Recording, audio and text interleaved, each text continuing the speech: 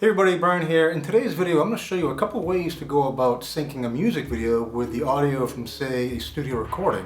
Now, I know you're thinking there are far sexier and more exciting types of synchronization. But I think this is also a pretty important topic, which is why I decided to make a video on it. Now I'm going to show you how I go about doing this in Logic Pro, but the things I show you would also apply to pretty much any DAW. So let's get things synced. Okay, here I am in Logic Pro, and what I have is a music video / short film that I made where I played a Bach piece, Prelude in D minor, 999. And there's actually a lot going on here. I have environmental sounds, I scored music to it, there's Foley sounds, and of course there's the performance. In the case of this video, I recorded the studio version of the music using the XY stereo technique. I used two Octava MK12 small condenser microphones for that, and I really love the result. So that's my studio reference version of the music, but I still want that to conform to the actual video. So I'm going to have to do a little bit of stretching on that studio audio to get this desired synchronization result that I want. So usually when you have a music video, of course there exists some studio recording of the pristine audio, and that audio is going to stay fixed. During the music video production, the artist will try to play somewhat in sync with that studio recording as best they can, or depending on what's going on stylistically in the video, they might not be playing any instruments at all, in which case nobody's even thinking about synchronization. In my case, I wanted to have very solid synchronization between the video and the studio music.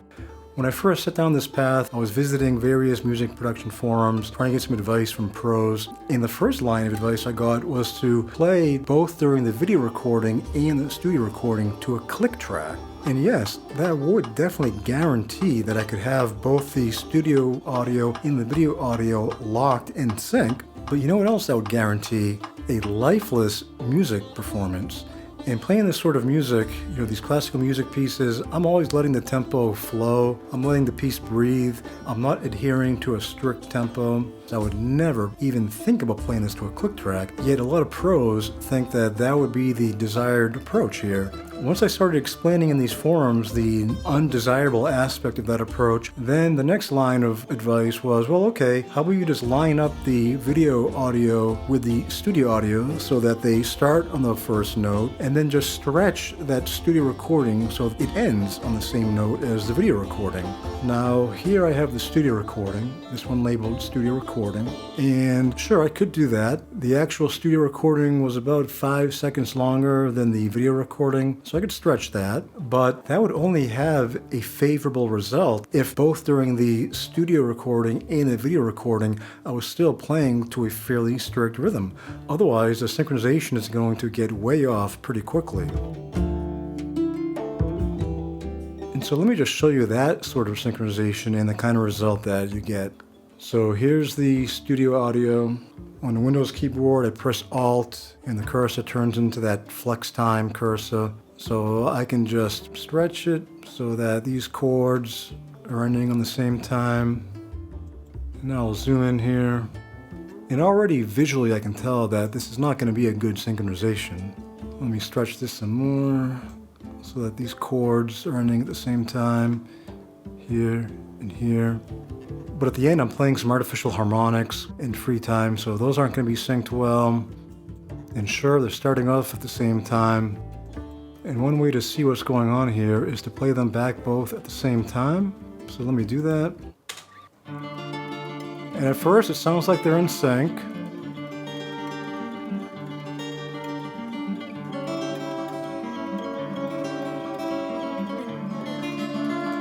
But right away you can tell things are starting to get really odd. Do you hear that dissonance come in? That's the point when these are becoming really way too far out of sync for my taste. So I'm going to undo that stretching, and we're back to the drawing board. So what to do in this case? Well, Welcome to Logic Pro Smart Tempo, which is a really awesome feature. And I gotta warn you, it takes a lot of practice to get the hang of Smart Tempo and what it can do for you. And this video isn't meant to be a deep dive into Smart Tempo. I'm gonna show you how I use Smart Tempo to do these kind of synchronization tasks, but I still suggest you read up on Smart Tempo separately. There are a lot of ways to use Smart Tempo. One of the things it can do is take audio that was not recorded to a click track, so freely recorded audio, and analyze it to build a tempo map, which in the end is a technique that can be used to produce the kind of synchronization I'm after. Alright, so we're going to get into Smart Tempo here, but before we do that, the first thing I'm going to do is right click on this region. This is the audio from the video, so this is what I'm using as the timing reference for the video to music synchronization. So I'm right clicking, tempo, remove tempo information. This is just so that I can make sure I'm starting from a clean slate, since I've already used Smart Tempo before and I don't want to see what I've done previously here. That's why I'm just going to erase it. So yes, delete file, tempo info, okay. And the next thing you want to do, if you haven't done already, is make sure that you don't have a lot of leading silence. If you did, then it's probably a good idea to trim that a bit. Next, let's go to File, Project Settings, Smart Tempo. And I'm going to keep things as they are here for now. Later I'll talk about why this might be better to use smooth instead of beats. But for now I'll keep that as beats. Now I'm going to double click on this file. And I'm going to choose Smart Tempo. Then when you hit Analyze, it's going to try to make sense rhythmically out of what's going on in the music, so it can build a tempo map. So let me hit Analyze. Because the project was set to 4/4 time, it did the analysis thinking it's 4/4 time. I'm going to choose 3/4 right off the bat because this Bach piece is in 3/4 time. Something to mention here, because this audio that I'm using actually has some content prior to the left boundary of the region, the Smart Tempo is looking at those bars as well. That's why in the Smart Tempo view, we see this piece looks to be starting at bar 33, even though in the project view, it looks like the region doesn't have anything prior. Now, if you had a file that literally didn't have anything prior to the start of the music, then in Smart Tempo, you would indeed see the piece starting at, say, bar 1. And by the way, when I apply this 4/4 time, it's going to change the bar numbers again, and that'll redo the analysis. So it's gone ahead and created the first iteration of a tempo map. We're not going to see that anywhere yet because we haven't applied it to the project and we're not ready to do that quite yet. So let's talk about some of the key aspects of this Smart Tempo editor. First thing to note, by default, it starts out in hint mode. You'll know it's in hint mode when you see this orange button enabled. And these vertical gray lines are the hints. Logic labels the first beat of a bar a downbeat hint, and then the other beats it labels as a beat hint. This is Logic's illogical way of delineating between different kinds of beats, but I mean, in fact, they're all downbeats. Anyway, that's how Logic views things, and it's a pretty important distinction that you need to understand before you do hint editing.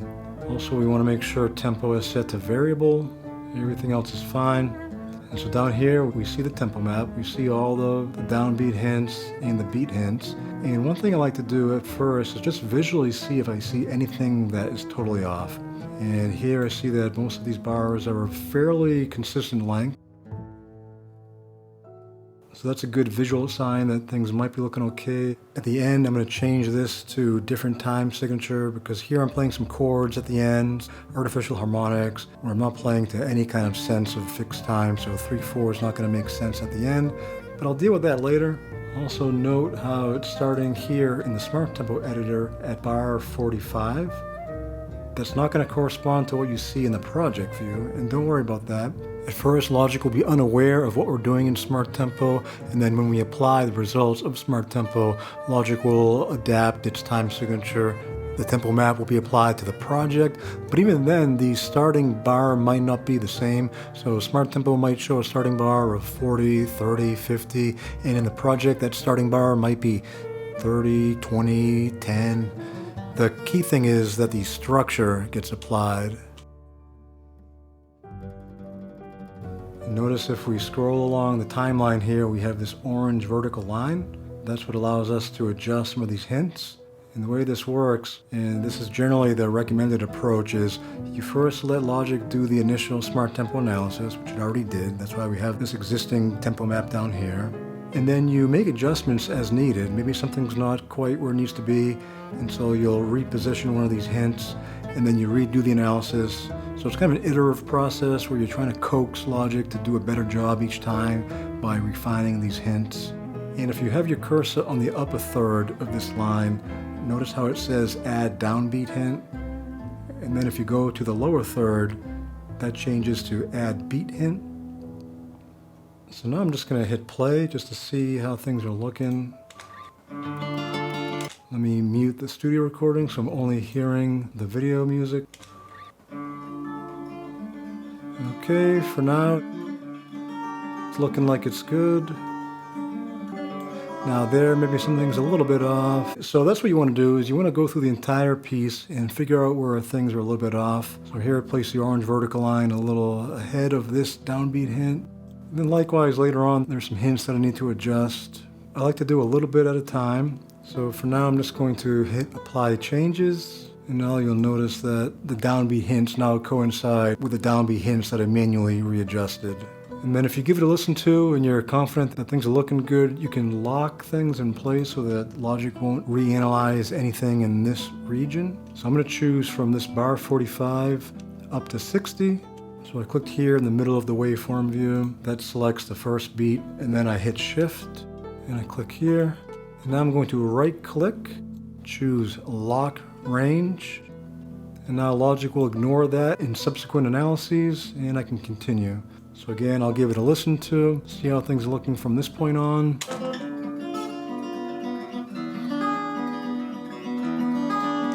Looks like this downbeat needs to go a little earlier. Looks like things are getting a little out of time here. This downbeat is earlier.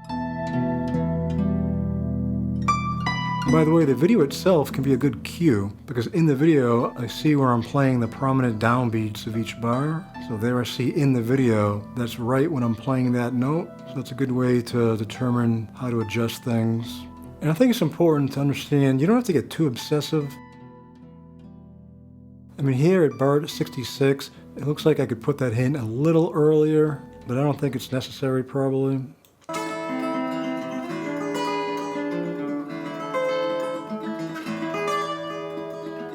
Okay, and here's something important to point out. You might have bars where you're letting some note sustain a little longer compared to other bars, and that's why this bar 66 is a little bit longer than the other bars. So it's good to be aware of that kind of tempo dynamic in your music so you can better know what to focus your attention on when doing this kind of editing.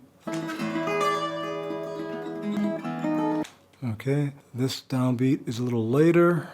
That one I already fixed. There's a hit there, maybe just a little earlier. Just want to see where the next bar is. It's a little earlier, so I'll place that hint back a little bit. Okay, so let me redo the analysis, continuing with this iterative process. Apply changes. After the analysis, now these bars line up exactly with where I place those hints. And like we did after the first iteration of applying changes, I'm going to choose this region that I worked on and lock it in. So I'm going to click this first beat of bar 57 and then shift. And then I'm going to click here up to bar 67 and then right click, lock range. Then I'll continue with this iterative way of going about things, and I'll skip to the end and show you the result. Okay, for the rest of the piece, I found things were already looking pretty good. So here you can see I only made 3, 4, 6 edits. So I'm going to hit apply changes. Something worth pointing out here, notice how after this analysis, it looks like that last chord hit is occurring now at bar 79. Prior, it was occurring at bar 86. That's because of what I mentioned earlier, where I have this audio file that has content prior to the music. It has the scoring, Foley, environmental sounds. So Logic, sometimes when it redoes analyses, it's still doing something to those initial bars before the music, which then results in these offsets, which aren't a big deal. In the end, we're still going to get the result we want as long as the bars that we care about, the bars in the music, are all structured the way they should be. Notice how things got realigned to where I made those downbeat hint edits. And I'm going to lock this result in place. And I'm going to do it up through this 75th bar with that region selected. Right click, lock range. And now we're on to the end, and this is where things get a little nuanced. Throughout the piece, I'm playing in a 3/4 rhythm.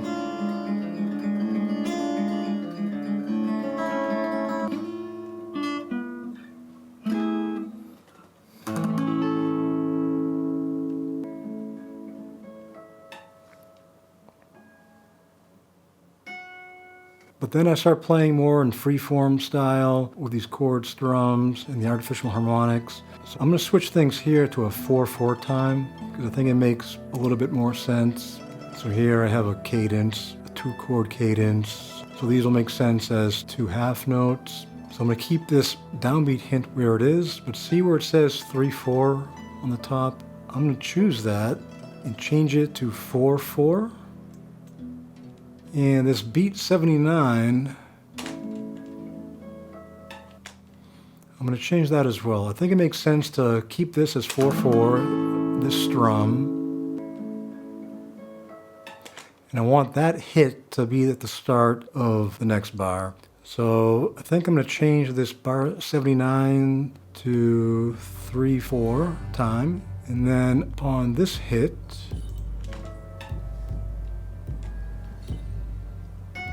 I'm going to return to 4/4. Since that ending, that feels sort of like half notes.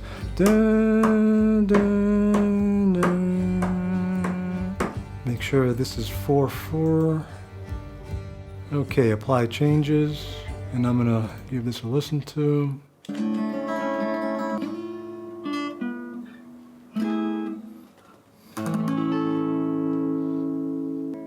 Okay, now things look pretty good. We're almost done, but there's one thing I want to do. I don't like how this strum is in the middle of a beat.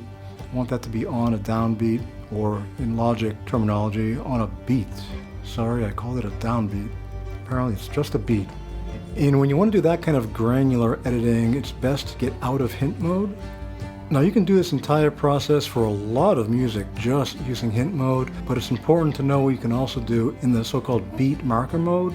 So I'm going to click where it says hint mode here. That turns it off. It turns it into beat marker mode, and unfortunately Logic doesn't want to give you any clue that you're in a mode called beat marker mode. But according to the documentation, that's what it's called. And now what you can do is just move individual markers so that things will line up the way you want. Because I want this marker to coincide with the start of that chord strum, I'm going to move it to the left. And notice, depending on where you have that cursor on the vertical line, you have different options available. Scale the selection, scale left, move right, set a downbeat. I just want to move it. So I'm going to click here, move to the left. And I'm going to move this one as well, just so that they're fairly equal, these beats. And then I'll move this one a little bit to the left, so that these two are equal. So basically what I have here is one chord strum that I'm treating as a half note, and then the next chord strum is a half note. So 1, 2, 3, 4. So that wasn't too important to adjust those, but because I'm going to create actual synced tablature for the playback, that'll facilitate that later. And I'll have a separate video on that process. Okay, then with these artificial harmonics, I think I want to move this marker to the left to coincide with me hitting that artificial harmonic.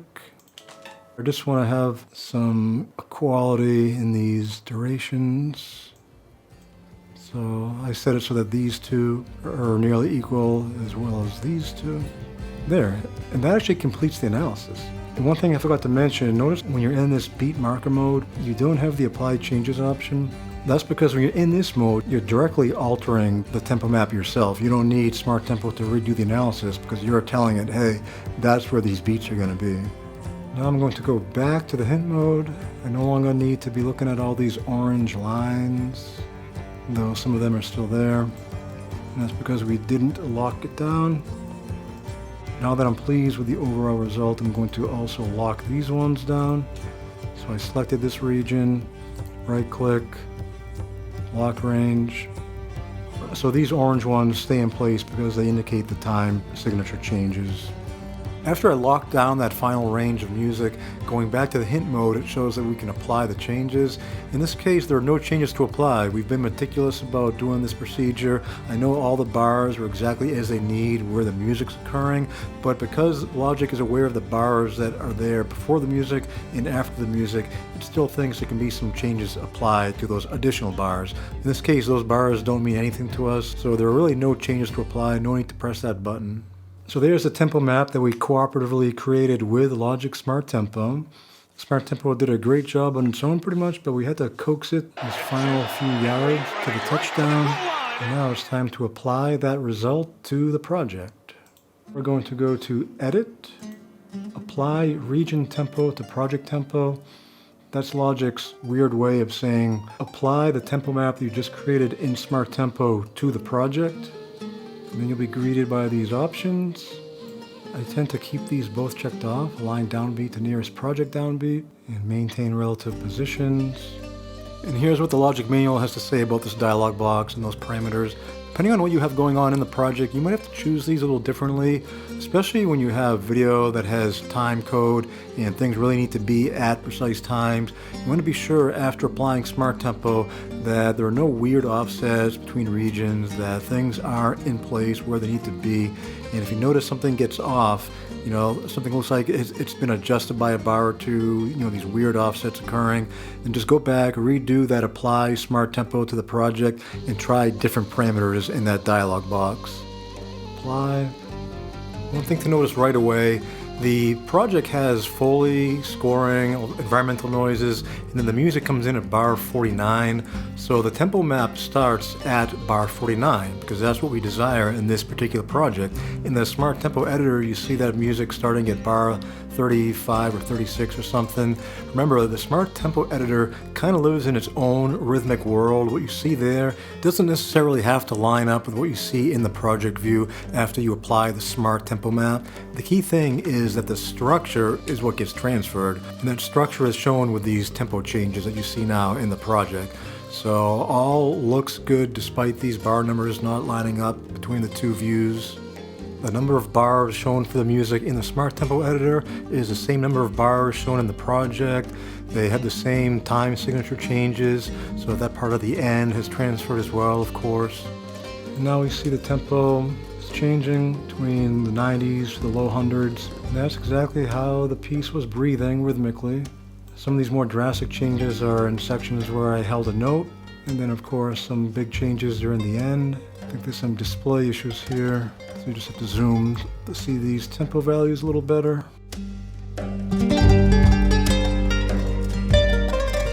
Now see how there's a tempo change every single beat? I don't think that makes a lot of sense here. That's not what I'm trying to achieve.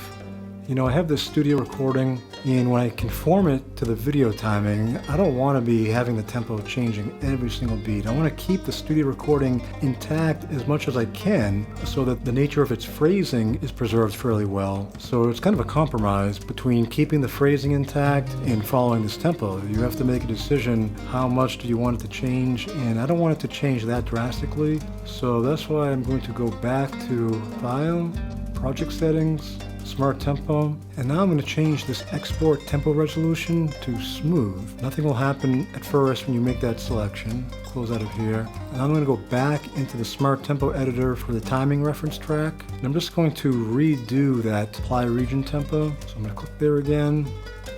And once again apply, and now notice there are far less tempo changes, so this will produce far less time stretching on the studio audio and will result in a very good compromise between keeping the studio audio intact and still having it conform to the timing in the video. And here this drop from 100 down to the low 70s is when a note was held. So everything is making sense. With that done, now we're going to do the same exact procedure for the studio recording. That is, we're going to tell Logic where are the bars in the studio recording, and we're going to do it in a way where Logic sees that there are the same exact number of bars here as are here, and that they have the same time signatures. So now I'm going to mute this performance for a reference track. I'm going to unmute the studio recording. For now, I'm going to keep flex and follow off. Later we're going to change that. That's what will allow the magic to happen. So with this track selected and opened up in the editor here, and with Smart Tempo chosen and analyze, just like we did before. This time it knows the project starts out in 3/4, so it already did that right off the bat. Now we're going to do the same exact procedure. And keep in mind, the repeating of the procedure here isn't so we can redo the tempo information. It's just so that Logic will see where the bars are in this studio recording. And that is the key to making sure Logic can then conform these bars to the bars that we determined when we did the Smart Tempo analysis for the video audio reference. And because I already went through that, I'm not going to repeat anything. I'm not going to bore you to death here. I'm just going to do the same process where I go through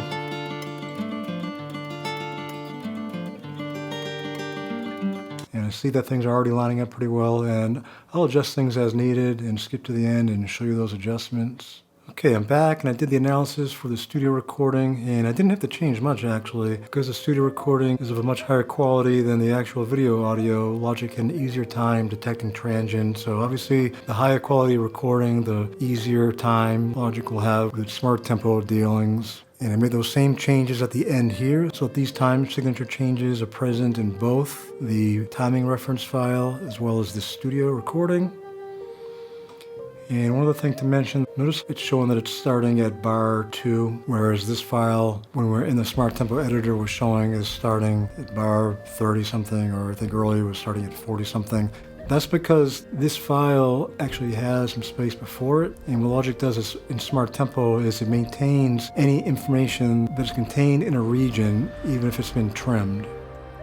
So that's why we're seeing these discrepancies, because otherwise you might think, oh hey, these are starting at the same time, why am I seeing something different in Smart Tempo? The studio recording doesn't have that kind of space at the beginning. That's why in Smart Tempo it is how it is. So now I'm going to trim the beginning of the studio version as well, so that they're both pretty much starting at the same time.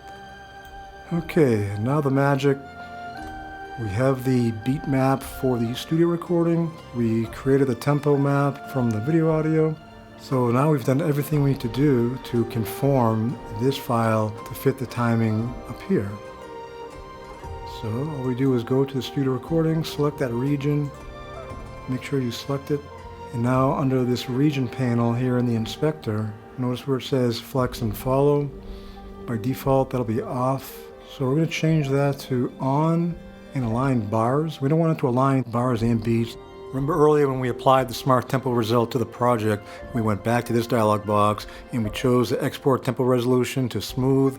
That's so that we won't be adjusting the audio every single beat. Instead, we'll have a good compromise between maintaining the integrity of the studio recording, its original phrasing, but still having very good synchronization with the video. So now I'm going to make that selection. And you see what happened? Pretty cool, huh? So now let's bring the video back up and see how things sound and look.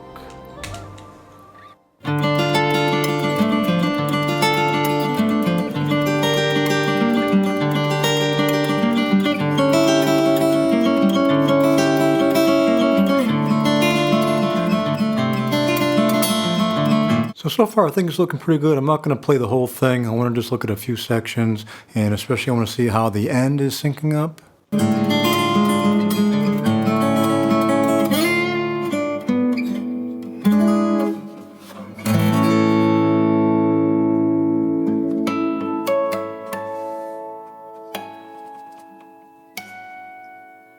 Okay, so that's the procedure I wanted to show you for synchronizing music videos with pre-recorded studio audio. And in this case, I think the result is excellent. And that's partly because from performance to performance, I tend to play this piece somewhat similarly. I tend to speed up and slow down in a somewhat predictable way, add pauses and that kind of thing. So while there are a lot of tempo changes, they aren't really having that much of a negative impact on the studio recording, because the nature of these tempo changes is actually present already in both recordings, albeit slightly differently. Now, in the case where from performance to performance there are fairly large rhythmic differences, this approach might not be ideal. And so in the next video, I'm going to show you another approach that is more manual, less automatic, but might lead to better results depending on the type of music you're trying to synchronize. So watch out for that next video. Thanks for watching.